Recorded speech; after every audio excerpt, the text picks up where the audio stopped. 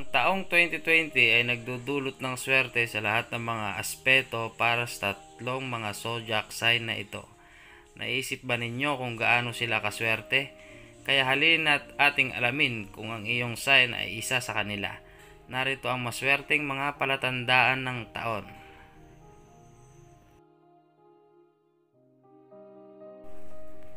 Ang una nating maswerteng zodiac sign ay Leo.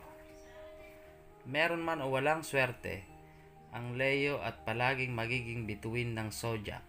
Ang isang Leo ay nasa spotlight kahit nasaan sila. Kahit hindi masyado magsikap, mayroon silang isang magnetic personality at isang malakas na karakter. Napakadaling magustuhan ng isang Leo, ngunit ito ay kasing dali upang mahanap ang mga ito na hindi mapapawi. Ang Leo ay magiging isa sa mga maswerteng sign. Simple lang dahil sa taglay nila ang panalong pag-uugali, na maakit lamang ang lahat ng magagandang bagay sa kanilang landas. Kahit napawalang perpektong tao ang mga Leo sa tuwing nagkakamali sila, hindi sila nasuko. Bagkus ay nagtsatsaga at nagsisikap sila sa lahat ng bagay na itinakda nila sa kanilang sarili. Sa 2020, mae-enjoy nila ang isang kamanghamanghang mabuting kalusugan. Magkakaroon sila ng isang serye ng mga oportunidad para sa kanilang mga karera at magiging maayos ang kanilang buhay pag-ibig. Sunod na swerteng zodiac sign ang Sagittarius. Ang Sagittarius ay isa sa mga pinakamalakas na zodiac sign. Ito ay isang tanda ng isang malaya, malalim at napakamapanlikha na paraan ng pag-iisip. Tila ba na ang Sagittarius ay walang mga hangganan sa kanilang mga hiling o sa mga nais nilang makamit. At ang ganitong paraan ng pag-iisip ay napakalaking tulong sa kanila. Dahil wala silang mga hangganan, walang bagay ang makakapigil sa kanila at hindi sila nagtatakda ng mga hadlang para sa kanilang sarili. At kapag nangangarap ka ng mataas at wala kang nakikitang mga hadlang upang maiwasang makamit ang iyong mga layunin, mas mataas ang posibilidad na mangyayari ang mga ito. Kaya ngayong taon, ang Sagittarius ay makakahanap ng balanse sa kanilang buhay at mga sagot sa ilan sa mga katanungan na higit na nagpapahirap sa kanila. Ang mga katutubong Sagittarius ay makakaharap ng maraming kapaki-pakinabang na mga oportunidad, kapwa sa kanilang karera at pagdating sa paglalakbay. At alam din natin ang lahat kung gaano karaming Sagittarius ang nagnanais na maglakbay. Virgo naman ang pangatlong maswerteng zodiac sign. Para sa Virgo, hindi katulad ng 2019, ang taong 2020 ay magiging pambihira o kamangha-mangha. Ito ay tumutukoy sa lahat ng antas at espeto ng buhay. Ang panahong ito ay magiging isa sa mga pinakamahusay na taon para sa mga katutubong Virgo dahil pupunan ito ng material at emosyonal na kagalingan. Ang mga Virgos ay magpapalakas ng mga ugnayan na mayroon sila. Ngunit gagawa rin sila ng mga bagong relasyon sa mga taong hinahanga nila at kung kanino sila kumukonekta sa isang malalim na antas. Ang kanilang romantikong relasyon kung mayroon sila ay magiging pangmatagalan at mamumulaklak. Dapat malaman ng single Virgos na magkakaroon sila ng pagkakataon na makilala ang kanilang soulmate sa taong ito. Ang lahat ng mga kagustuhan na mayroon ang Virgos para sa 2020 ay magkakatotoo na walang masyadong pagsisikap. Narito naman ang mga zodiac sign na swerte sa pag-ibig. Maraming mga zodiac sign ang magkakaroon ng pambihirang swerte sa pag-ibig sa taong 2020. Alamin kung isa ka sa mga sign na suswertehin sa pag-ibig. Ang mga taong may sign ng Sagittarius ay may kakaibang husay. Sa wakas ay mahahanap na nila ang kanilang soulmate sa taong 2020. Maaari silang ituring na tanda na may pinakadakilang swerte sa pag-ibig sa taong ito. Kung ikaw ay isang Sagittarius, maghanda para sa isang napakapakinabang na ng oras para sa iyong buhay pag-ibig, lalo na sa unang kalahati ng taon. Sikaping gawin ang lahat ng mga bagay dahil walang lugar ang mapagod at mag-alala sa kanila. Makikita mo na sa huli, ang lahat ay magagawa at mapagtatanto na talagang masaya ka.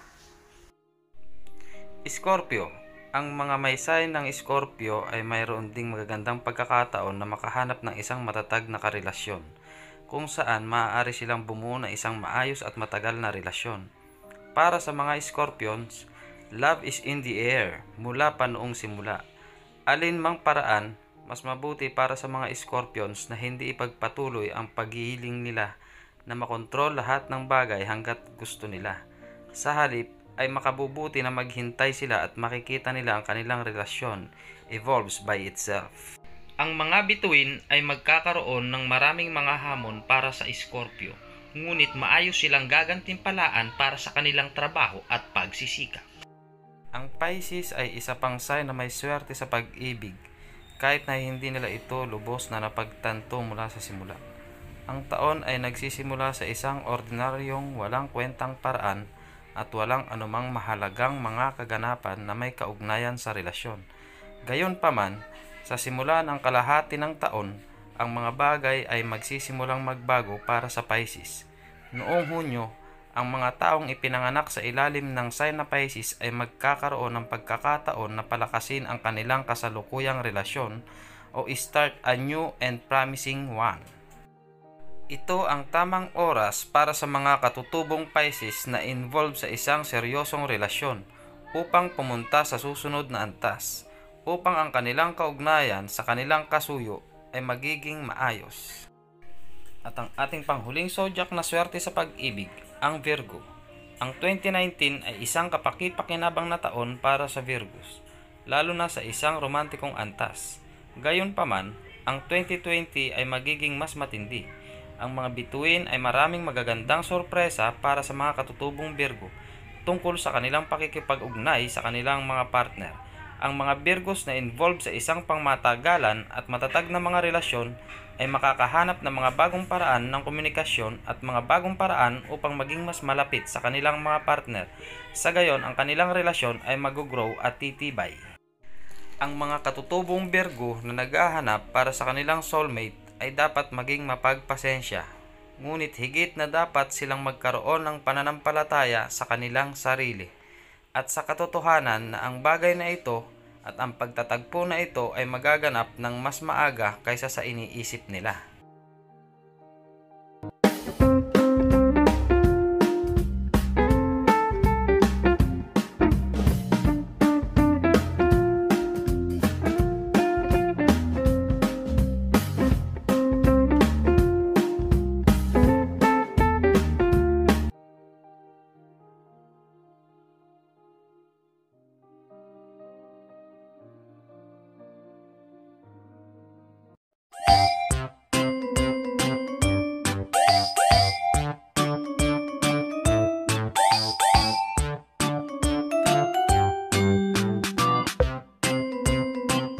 Dati ang aking buhay ay kulang sa sigla. Gandang taglay ko ay hindi nila makita, ngunit nang ikaw ay makilala, ang beauty ko'y nililingon na. So pick and pack, shop till you drop. Sa isa shop, gaganda ang buhay. Pick and pack, shop till you drop. Sa isa shop, mundo'y magiging makulay. So pick and pack, shop till you drop. Sa isa shop, gaganda ang buhay. Pick and pack, shop till you drop. Sa isa shop, mundo'y magiging makulay. Mundo'y magiging makulay.